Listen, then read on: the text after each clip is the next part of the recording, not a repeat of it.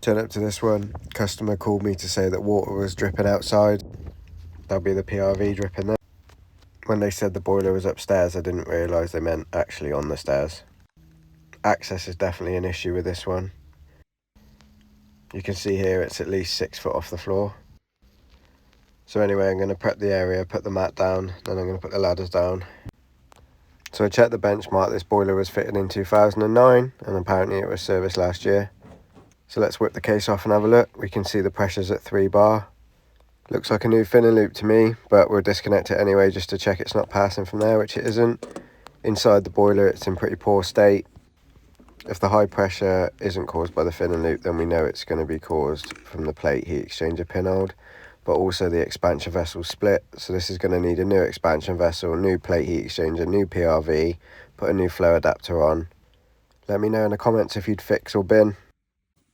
After discussing the options through with the customer, they decided to fix it would be the best thing, because if you were going to replace the boiler you couldn't fit the boiler back there, so it'd have to be relocated, which obviously is an additional cost.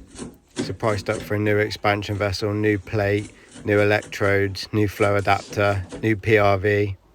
So I decided the best thing to try first was free up the flue and pull the flue out to see if I could get the expansion vessel out rather than try and take the boiler off the wall, because as you can see it's quite high and trying to do this off a ladder isn't the best thing. Fortunately I managed to free up the flue enough to move it out the way so that I could prise the expansion vessel out from the back. This definitely isn't the easiest job, especially off a ladder. There you go, that's where it's split. So it's a bit unusual me being in front of the camera rather than behind it, but there, as you can see, that's where the water on top of the plate was coming from. Because the plate had pinholed and it was causing that to have 2.5 bar pressure in it all the time, the expansion vessel isn't built for that, and then eventually it's just rusted through and split. So I swapped the hose over and slid the new expansion vessel in. Now I'm just tightening the screw up. So I'm going to hang my bag on there and I'm going to drain the heating system and the hot water system. Even though the boiler is so high up, it's not the highest point in the system, so I did have to isolate flow, return and the cold inlet. I've got so many videos of me taking all these parts apart, so I won't bore you with a step by step now. It's kind of a quick run through. The main purpose of this video was, you know, a lot of people would have said it was beyond economical repair, but actually, you know, when you price it up, each customer has their own budget. And this wasn't just a case of a new boiler like for like, it would have to be relocated, as I said before, which is an additional cost. The price of materials at the moment is quite high.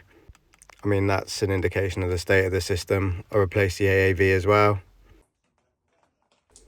So my preferred method of taking the pump out to get to the plate and the PRV.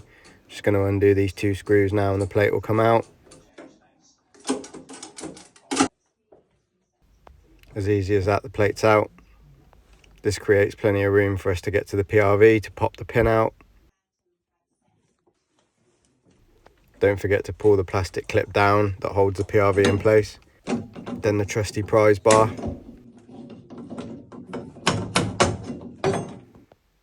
Plenty of lube on the washers, the PRV. Then pop the new plate back in and tighten it up. Even though I didn't undo that, I'm just going to check everything's tight anyway. Once everything's back in, this clip can be a bit tricky, but put it in from an angle. And then once it lines up, it will just pop in.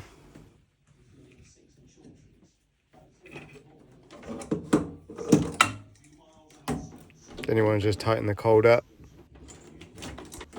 I've replaced the washer on the condense trap at the top. You should always change these whenever you disturb it. Plenty of lube on, just clip it back into place, pop it on, hose on. And then just work in reverse order and put everything back together. Cool. I did end up having to put a new filling loop on because the copper one snapped as soon as I touched it. But when you're happy with everything, top the pressure back up.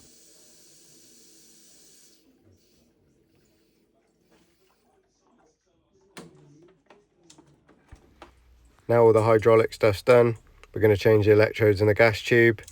So we're going to use grips to disconnect the fan, because if you pull on the cables and you loosen the cables, you're going to end up having to get a new harness. Looks like I'm rowing a boat, but I'm not. I'm trying to pop the gas tube out. It was well in there. Then the 13mm ratchet spanner at the top. literally just slacken off the nut, twist it round, and then that enables you to twist the fan assembly out.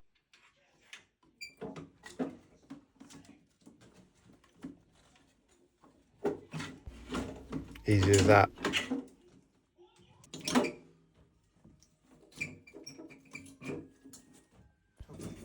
Look at the state of that flame rectification.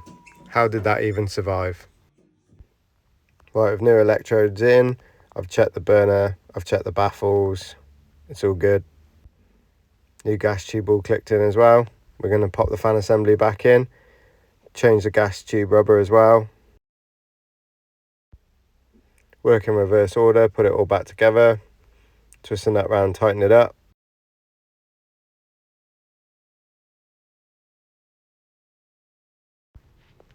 Right, give it a quick visual once everything's plugged in and connected. Green light means go. With it all on and working, do your 26.9s, full gas checks. And then you can just see the state of the components that have been changed. I mean, this was well overdue, let's be fair. There's a pressure gauge that just snapped on me. Good job I carry those as fan stock. The electrodes wouldn't have lasted much longer, and that would have just got worse and split even more than what it already has. The fact that it's all rusty proves the fact that it was fresh water going into the system all the time, rust in the system, because it was just discharging straight outside. I was glad to see this one all back together. Have a quick look outside, it's all dry. That's another one done. Happy days.